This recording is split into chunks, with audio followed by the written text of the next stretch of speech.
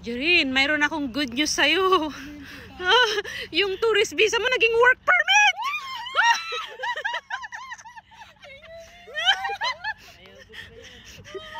Yun ang style.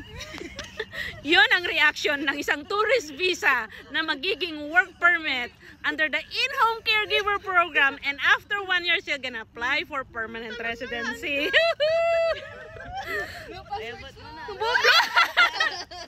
Oh my gosh! Wow! Jerin, anong sasabihin mo kay daddy mo dahil lagi kanyang pinapauwi? Anong sasabihin mo? Work permit ka na ngayon. Daddy, ito na tayo, wala na! Ano? Pakiulit! Dito na ako! Meron na tayo work permit! Tanggapin mo na ka mo! Tanggapin mo na! Antay mo, ikaw na lang pumunta dito! Bibisitahin ko yan, pero matagal pa! Bakit naman matagal pa? Bihintay. Blue passport! Bakit tayo mo nang umuwi? Ano?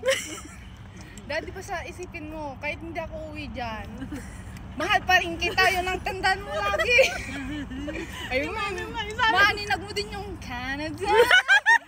Nagkataon lang na ako Nagkataon lang ako nauna dito. Next move, ikaw!